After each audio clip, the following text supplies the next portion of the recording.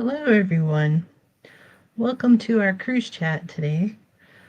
My name is Trisha Atwood. I am a cruise consultant with Vacations for Canadians, and we are specializing in cruising vacations. We've recently added on magical vacations for Canadians, specializing in Disney and Universal. And we've also very recently launched land vacations for Canadians for your land tour vacation needs. Tonight, we're going to talk about dietary restrictions and needs. And on the panel tonight, we have Karen. She's going to be doing our presentation tonight. And we have Rick with us, and we have Linda hiding in the background doing our technology. Take it away, Karen. Thank you, Trisha. Good evening and welcome to all of you. When I think about cruising and vacationing, I think about food, and that is kind of one of the highlights of my vacation. And I also recognize that if you're traveling with somebody or you have any food sensitivities or allergies, this could be a little bit stressful because now you're working outside the control of your own home and you're hoping that people are going to be preparing food that you can eat and is safe for you to do so. So tonight's presentation is all about taking that stress away because hopefully after a quick chat tonight, you'll find that there's actually a lot of great protocols in place that will help you have a fun and safe cruise. And you really don't need to let it stress you out because food is part of the fun. And we'll talk through what you need to do if you have any dietary restrictions or food allergies that you want to be mindful of when you're traveling. So the first thing I want to kind of address is that cruises are very allergy-friendly places to travel. So if you think about a cruise ship, if you've traveled before on a cruise, you know they've got a huge galley of professional chefs who are preparing our food morning, night, and everything in between.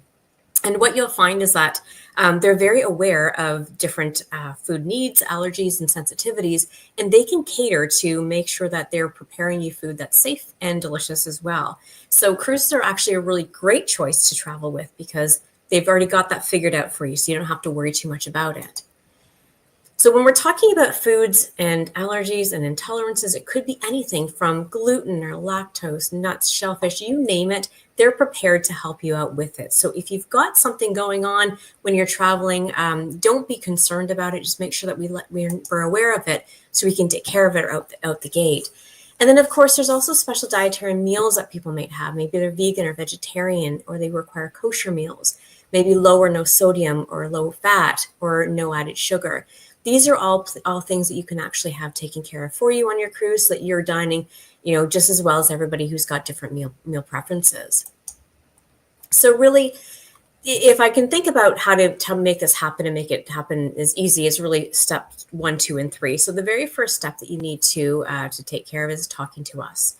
So letting us know when you're planning your cruise vacation that you do have these dietary needs or special requests makes it easy for us to help prepare the proper cruise line for you and understand the protocols that they would have to help make sure you have a safe and enjoyable vacation. Letting us know what your needs are helps us to make sure that we've got that covered for you. The second step is for us to, as we prepare kind of who you're going to be traveling with, is to do some homework and research what the cruise line might require for their forms that they would have.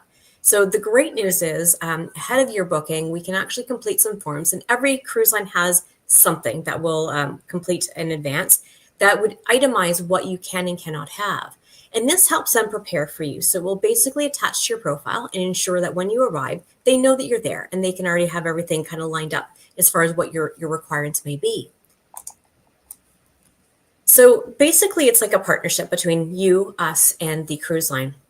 And, what I would like to leave you with for you to understand is that there's a whole team of people who are there to help ensure that you can have a safe and enjoyable cruise by using their protocols that they have already in place. So in some cases, they may have their own kitchen that is good for allergy area foods. They can prepare things in advance for you. There's a lot of things that they can actually do to help ensure that when you arrive at the dining room, they know you're coming and they know what your dietary needs are. So one of the pro tips that we'll talk about tonight is making sure that we notify the cruise lines of your preferences well before your cruise. So what we don't want to do is show up on day one and then you walk into the dining room for the first time and say, oh, by the way, I need a specific type of meal. So things like a vegan or vegetarian meal, you will find those pretty much on any menu. So that's easy. They've already catered to that type of thing. However, if you've got a nut allergy or shellfish allergy or something else where there might be some of those ingredients in the foods that are presented on the regular menu, that could cause a problem if we haven't told them in advance. So that's the first tip I will share with you, is making sure that you're communicating this with your agent as you're planning, because it's kind of the more we can get on top of it, the easier it is for you to ensure that you've got some delicious options waiting for you at the dining room. And then the next piece is when you're actually on board. So assuming that we already know what your allergies and food preferences are, we've done the paperwork to let the cruise line know, the next thing is for you to take some action when you arrive at the dining room as well.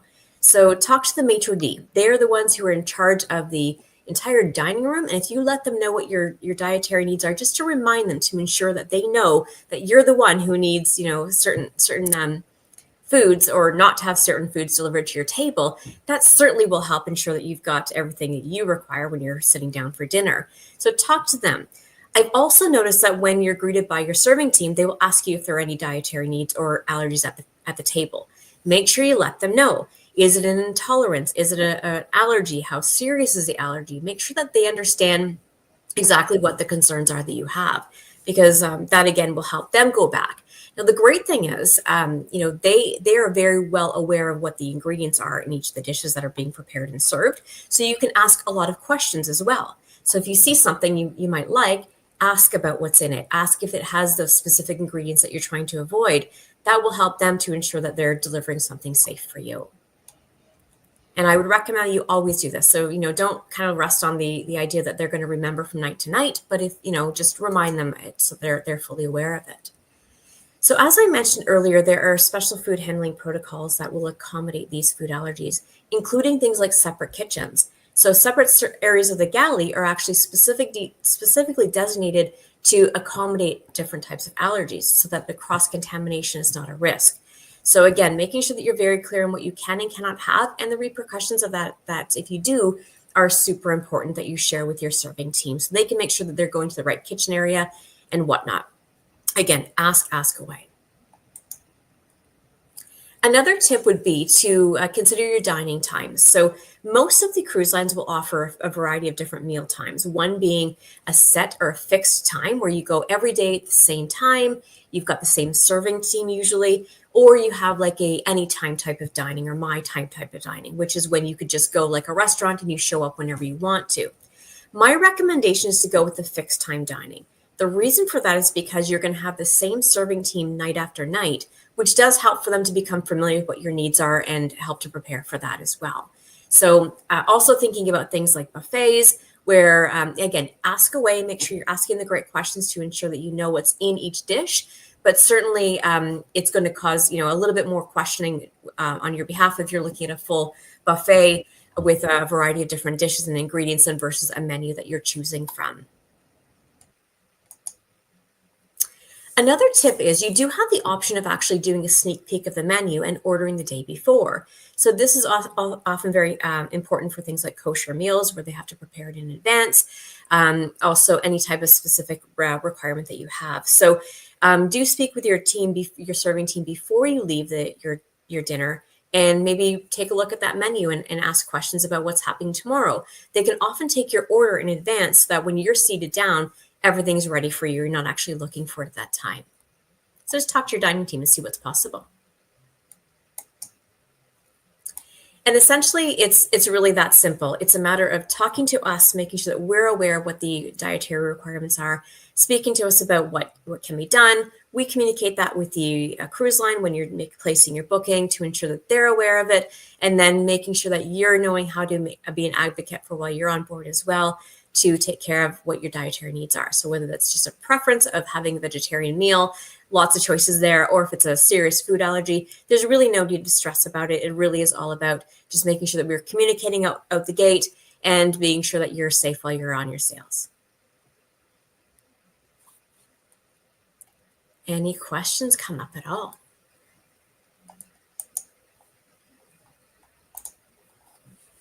I have not. Oh, wait.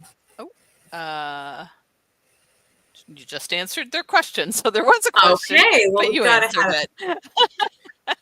it. So we are good. The question looked like it was about if you don't have a set seating time, can you order in advance? And the answer is usually yes, you can. So just be sure that you're speaking with your wait staff and making sure that they're, kind of aware of your plans.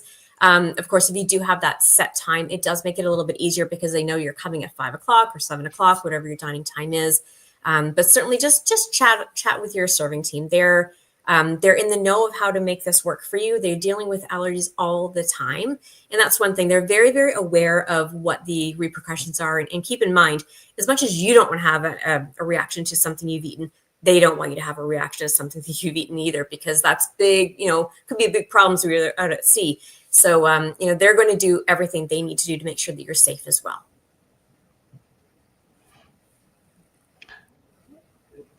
Can I just jump in, Karen? Please do. Yeah, I heard also that you can, the same situation in the buffet area. If you see something you like, you can ask them to prepare it a certain way. And if they can, they will. So it's a good tip to carry forward, They're very accommodating, no matter, even Yeah. if it's just, like if it's a preference or something. I know they're very, very accommodating.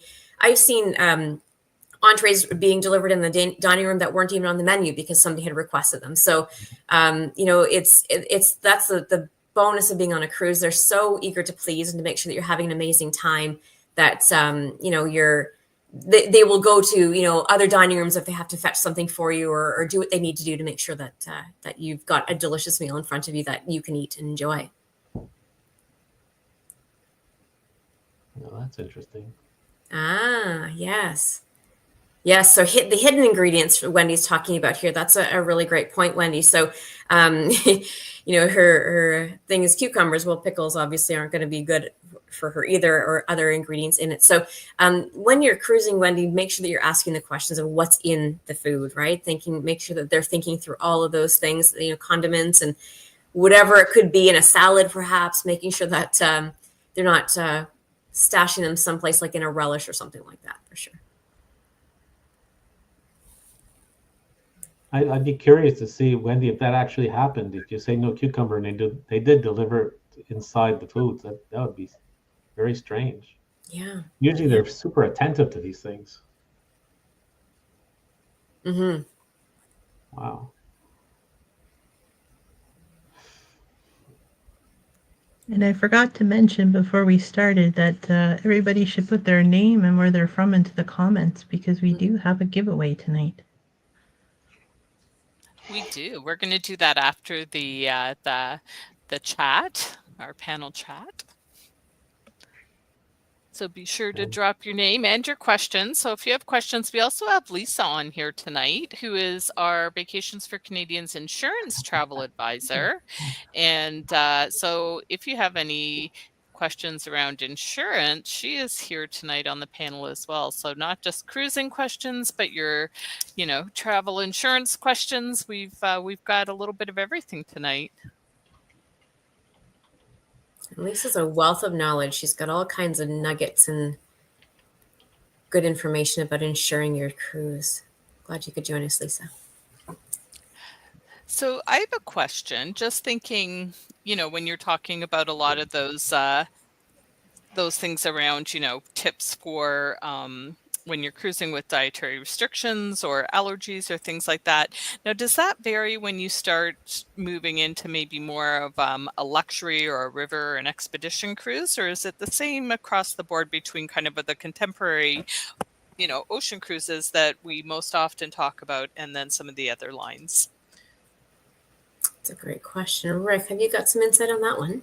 I would say it's across the board, I haven't seen a cruise line that doesn't pay attention to it. I mean, I think they go overboard in terms of asking, not overboard, but they err on the side of safety. That's what I'm trying to say. They really ask, even if you saw them the night before, they'll ask again. Mm-hmm. So, and then that's across any cruise line, whether it be a river cruise or a luxury or the contemporary ones. They're super. This is very important to them. They don't want to get with the bad reputation, bad name. So they're very protective of that. And sometimes allergies can be extremely serious. It's nothing you want to be messing around with. Sometimes it could be just a matter of, like it's not maybe get, something minor happening, but sometimes it can be very, very serious. And that's, you don't want to be dealing with that when, it's something they can prevent. That's for sure. I remember the first time we were on a table of 8, and we don't have any issues, but the lady beside me, a nice lady, and she was actually ordering exactly like you said, Karen, from the menu for the next night, because she had to be very particular about what she ordered, and they prepared it for her, and she was very happy, and it came perfectly warm at the right time, at the right place, and it's very impressive. Good. So it should be. Yeah. Awesome. And since we have Letha here, I'm gonna hit her up with a question.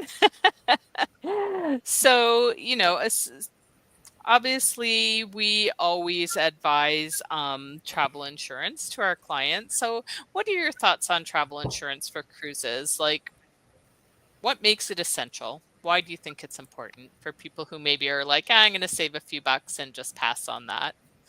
So it's so important because even just for the example of if you have a delayed flight, anything like that,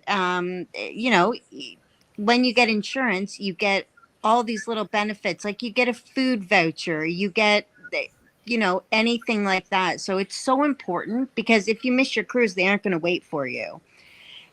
It's important with any kind of travel, but especially with cruising. And one thing that has come to my attention kind of in the past week is why should I book insurance now instead of later? And there are a couple really key points. A lot of people like to wait until their final payment, but the issue, I guess, is then pre-existing conditions. And, anything from the day that you book your insurance, that isn't going to count. So pre-existing conditions are a really big one. Plus, a definite bonus to booking your insurance now is you pay at the age you are as of today. So if you book it at final payment, your cruise may be in a year and a half. You book at final payment, and your price most likely will go up because you're a year older. So that's just kind of something that I've kind of come to know in the past week. And Ooh, that's Lisa, a do they good calculate tip. it to, like, if your birthday's tomorrow, Yeah. they calculate it today, it's a different price than tomorrow, right? Yeah, it's a lot different than other kinds of insurance where they do kind of age nearest. With travel insurance, it's very much the day you are, the age you are today. Okay. And so the price that I quote you today may or may not be the same as it will when you have your final payment. And it's always just better to book now. I mean, some people are booking out to 2027, and if they Sure buy are. it today, they're locking in today's rate. Yeah, absolutely. That's one of the major benefits. And another benefit is you also, if you book within 72 hours, you do get the cancel for any reason, which a lot of people, if you do have a pre-existing condition, you really do need the cancel for any reason. It's so important. Yeah. Just don't know what's going to happen these days. You absolutely never know. Family members, pets, you have no idea. Weather, it's all a big unknown. So you might as well insure your investment. And if you don't have the cancel for any reason, Yeah.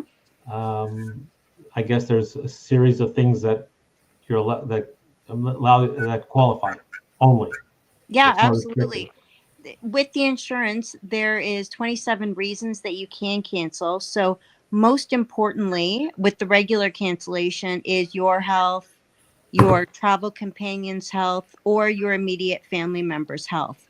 Then there are a lot of things that may not apply to you if you are called out to war.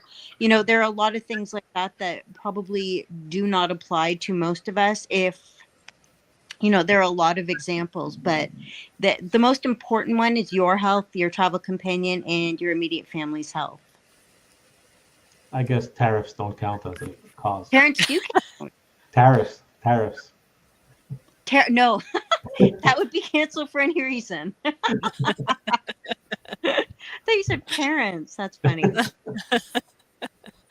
All right, we have a question here from Kate asking, are smaller ships or larger ships more likely to be able to accommodate dietary restrictions? On smaller ships, what about contacting shoreside support beforehand, i.e. Silver M? If this was already addressed, I missed the answer. So I'm not familiar with Silver M, but I think it's across the board. You'd be able to get your dietary needs accommodated. It's, whether it's a large galley kitchen or smaller, they're going to be able to take care of that for you. So I don't think you're going to experience any issues, irrespective of which cruise line you choose. They all have their protocols. They all have their ways of making sure that you're safe. So big ship, small ship, big line, small line, they're all very, very aware of what clients are asking for, what they need, and they deal with this every single day. So, while in your family, it might be a very big thing to be always preparing the meals to make sure that, they're safe. This is what they do. This is what they do for a living. So, not to be concerned no matter who you choose. And I think that goes back to your initial points too about getting in touch with your agent and letting them know ahead of time so that they can work with you and the cruise line, right? So Exactly. Yep. We'll help Yeah, navigate those waters for you together. That's that's kind of what we're there for. We'll call up the cruise line, make sure it's noted in your file so it follows you everywhere on the ship. Yeah, exactly. And there's some paperwork that we can fill out as well that kind of depends on the cruise line that itemizes specifics for us, so that it's so they know that you're coming, so they can be prepared. amazing. All right. Well, we don't have a chatty crowd tonight. Not a lot of questions, which is unusual. We usually get a few from our comments of people who are dying to ask our travel experts, and tonight our insurance expert as well. Lots of great questions, but that means I have you all to myself to ask my questions. Well, I think Kate's going to get the championship for tonight because she's asking a lot of questions tonight. Yeah, she is asking a lot of questions. Yeah. Great So thank you, Kate.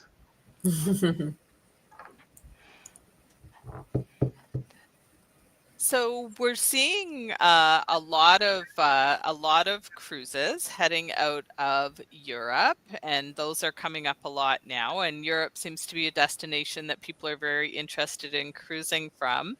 So maybe we could go through the panel of our travel advisors and just see what's your number one sort of tip or suggestion if people are looking at booking a European cruise. We'll start with Karen.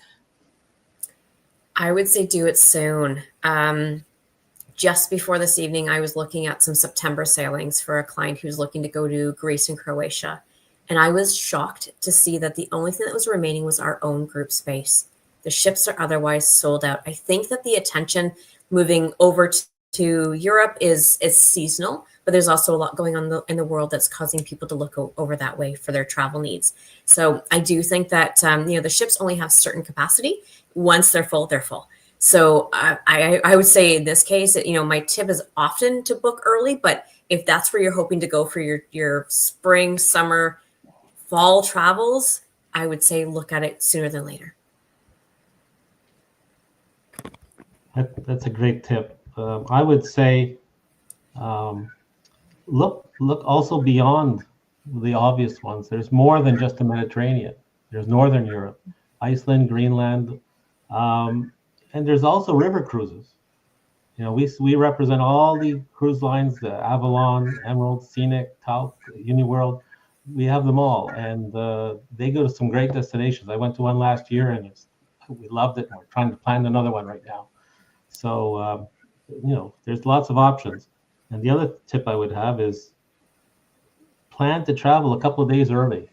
Get there, and I always say it's not an extra cost. It's an extra day of vacation. You arrive to your cruise, you're stress-free, and you're going to make it, and you're going to enjoy it from the first minute. Especially with that time change, right? You're dealing with an overnight flight usually to get to your stop, and then you just want to kind of be able to see something before you head onto that cruise ship and not be just tired the whole time. Yeah, like if you pick up a cruise from Athens, well, you want to see Athens. So you don't want to just go from the airport to the ship. Absolutely. It would be a waste. So Athens is a big place. So I'm just using it as an example, but same thing, Barcelona, Rome, Venice, they're all the same. You got a lot to see. Amazing. Karen, Trisha? I was just gonna say, Karen stole mine. It's that time change. So give yourself a break when you're traveling overseas like that, and a day or two ahead to see what you can see and also catch up. So that when you're ready to get on that cruise ship and start enjoying everything there. Great. And Lisa, I mean, I can ask you, I know you do travel, but do you have any tips for cruising to Europe? I think you went last year, didn't you? I did, and my tip was going to be, thanks, Rick, you stole mine. Oh. Mine, mine was going to be absolutely go a couple days early. It is so incredible the time you spend at these places. And I went to Barcelona last year. It was one of my favorite ports that we went to, and then again Athens at the end. And holy cow, those couple days were just spectacular. So that was exactly what I was going to say. Amazing. And I was going to just ask Rick or Karen or anyone else on the panel, just speaking to some of those other cruises for people to consider. Sometimes when people think about river or maybe some of the less contemporary lines, so to speak, or expedition, they think big dollars. And I know some of them can be, on the higher end, but I also see some of those deals coming through. And I think that there's an affordability there for some of these cruises as well. You guys are in there regularly, so what would you say to that as far as people kind of thinking beyond the normal day-to-day lines that we think of for contemporary? Well, that's an easy one, because you just don't compare the face value of the price of the cruise, because river cruise will always appear to be more expensive. But you got to remember that everything is included typically in a river cruise. All the shore excursions, they're all there. There might be one or two that are a little extra. We did 7 days last year, plus some land before that. But we only had 2 additional tours. The whole total of 11 or 12 days we did. It's all included: the food, the drinks. So compare apples and apples when you're doing it, and you'll find that the equation is much more balanced than you think it is otherwise. Plus, it's a tremendous experience. A river cruise, there was 166 people on the ship. We love the small ship experience. And, you kind of know almost everybody at the end of the week, and that's an amazing feeling, versus 4,000, 6,000, whatever it is. So a lot of factors to keep in mind. Karen, you did a small ship to Europe, did you not? Through Azamara? I did a small-ish ship, so not quite Okay. as small as Rick. It was 630 passengers, which comparatively speaking is small. I actually thought it was going to feel very small before we went on it, because just number-wise, I was kind of getting more accustomed to the 3,000 plus, which I'm happy with. But I'm going to tell you, it was that 630 people was a sweet spot for me, because there was enough people around and lots of activity, but it wasn't crazy busy and crowded. So it was the beauty of the smaller ships too, is they can get to ports that the larger ships just simply can't get to. So if you are looking for a off the beaten path kind of itinerary, that might be your ticket, because they can go to places that you don't see on every single sailing. There's certain ports of call that are very predictable, and they're all, in some cases they're getting almost inundated with guests, right? And during the peak time. So this is a neat way to see some of those other ports of call that you otherwise would miss if you were on a larger ship.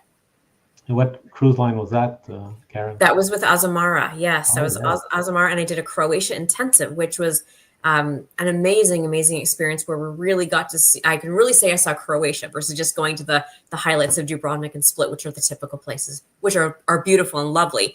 But it really was cool to see some of the other spots. So that's an important factor, because you get to see places that you don't see otherwise with the big ships. So another part of the equation. Karen, I have a quick question about Azamara. Mm-hmm. Were there any children on board the Azamara ship, or is it mostly adults?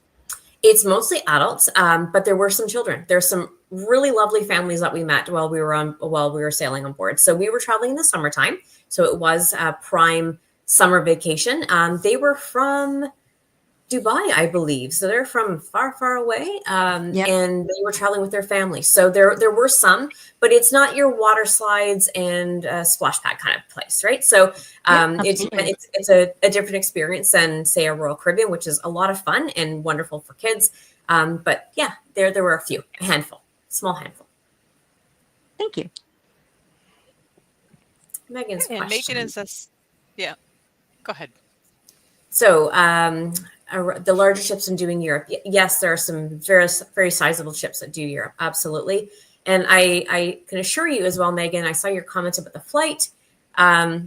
It's probably not as bad as you think. You know, if you kind of set your head to the idea that it's an overnight flight and you just get yourself comfy, cozy in your seat, always get the extra legroom seat if it's possible to do so. And it's really not so bad. It's absolutely worth the extra flight. And there's some large ships that go there as well. Fantastic. Thanks, Karen. Oh, and Kate says she is booked on Silver Sea, Silver Muse, about 600 people for a small ship trip. Have any of you done Silver Sea before? Nope. Not yet. Not yet. All right. Yeah. Well, Kate, we Kate. want to hear all about it when you're back. We can bring you on as a guest panelist, and you can tell us all about Silver Sea. Great idea. All right. Well, I don't see any more questions.